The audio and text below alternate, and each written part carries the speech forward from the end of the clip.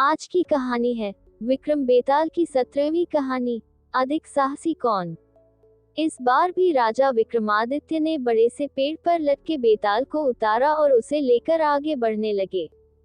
खुद को बचाने के लिए बेताल ने फिर से राजा को एक कहानी सुनाई। बेताल कहता है, एक बार की बात है, कनकपुर नाम का एक शहर था, जिसके राजा का नाम यशोधन था। वो राजा अपनी प्रजा का खूब ख्याल रखता था। उसी शहर में एक सेठ भी था, जिसकी बेटी का नाम उन्मादिनी था। वो बहुत ही सुंदर और गुणी थी, उसे जो भी देखता वो उसे देखता ही रह जाता था। जब सेठ की बेटी बड़ी हुई तो सेठ ने उसकी शादी का निर्णय लिया। सेठ सबसे पहले राजा के पास अपनी बेटी की शादी का प्रस्ताव लेकर गया। सेठ ने राजा के पास जाकर कहा कि महाराज, मैं अपनी बेटी की शादी के बारे में सोच रहा हूँ। वो बहुत ही सुंदर, गुणी और विद्वान है। आप यहाँ के महाराज हैं, सबसे ज्यादा साहसी, गुणी और विद्वान आपसे अच्छा मेरी बेटी के लिए कोई नहीं हो सकता है। ऐसे में सबसे पहले मैं आपको निवेदन करना चाहता था, आप मेरी बेटी को पत्नी के रूप में अपनाएं और अगर आपको मंजूर नहीं तो आप अस्वीकार कर दें। सेठ की बात सुनकर राजा उनकी बेटी को देखने और उनके लक्षणों को परखने के लिए ब्राह्मणों को भेजा। राजा की बात मानकर ब्राह्मण वहां उन्मादिनी को देखने गए। ब्राह्मण उन्मादिनी को देखकर काफी खुश हुए, लेकिन दूसरे ही पल उन्हें इस बात की चिंता भी हुई कि अगर राजा ने इतनी खूबसूरत लड़की से शादी की तो वो पूरा दिन उन्हें देखते ही रहेंगे और प्रजा पर ध्यान नहीं दे पाएंगे। इसलिए ब्राह्मणों ने फैसला किया कि वो राजा को उन्मादिनी के रूप और गुणों के बारे में कुछ नहीं बताएंगे। सारे ब्राह्मण राजा के पास पहुंचे और बोले कि राजा, वो लड़की अच्छी नहीं है, इसलिए आप उनसे शादी न करें। ब्राह्मणों की बात सुनकर राजा को लगा कि वो लोग सच बोल रहे हैं। राजा ने उन्मादिनी से शादी करने के लिए मना कर दिया। फिर सेठ ने राजा की अनुमति से राजा के सेनापति बलधर के साथ अपनी बेटी की शादी करा दी। उन्मादिनी शादी के बाद खुशी से रहने लगी, लेकिन कभी कभी उसके मन में ये बता जरूर आती थी कि राजा ने उसे बुरी औरत समझकर उसके साथ शादी करने से मना कर दिया था। एक बार बसंत के मौसम में राजा बसंत का मेला देखने निकले। राजा की सैर की खबर उन्मादिनी को भी मिली। वो देखना चाहती थी कि वो कौन राजा था जिसने उसके साथ शादी नहीं की। ये सोचकर उन्मादिनी अपने घर की छत पर राजा को देखने के लिए खड़ी हो गई। राजा अपनी पूरी सेना के साथ उधर से जा ही रहे थे कि उनकी नजर छत पर खड़ी उन्मादिनी पर पड़ी। उसे देखकर राजा पूरी तरह से आकर्षित हो गए। उन्होंने अपने सेवक से पूछा, ये खूबसूरत लड़की कौन है?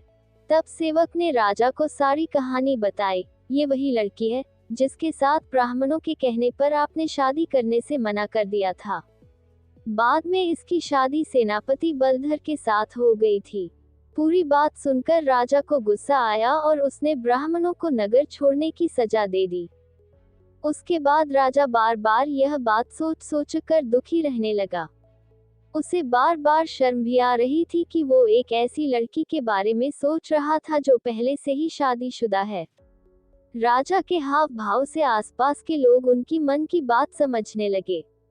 राजा के मंत्री और चाहने वालों ने राजा से कहा, राजा, इसमें दुखी होने वाली क्या बात है? सेनापति तो आपके लिए ही काम करता है, तो आप उनसे बात कर उसकी पत्नी को अपना लें।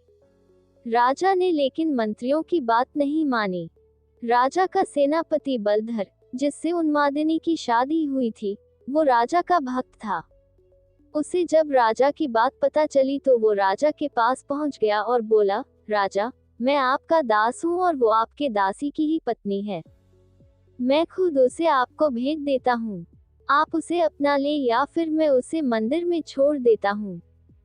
वो देवकुल की स्त्री हो जाएगी तो आप उसे अपना सकते हैं। राजा को सेनापति की बात सुनकर बहुत गुस्सा आया। राजा ने कहा, राजा होकर मैं ही ऐसा बुरा काम करूंगा? कभी नहीं। तुम मेरे भक्त होकर मुझे ऐसा काम करने को कह रहे हो।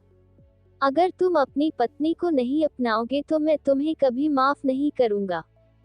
राजा मन ही मन उन्मादिनी के बारे में सोचते सोचते मर गया। सेनापति राजा की मौत से बहुत दुखी हुआ और इस बात को सह नहीं पाया। उसने अपने गुरु को सब बात बताई।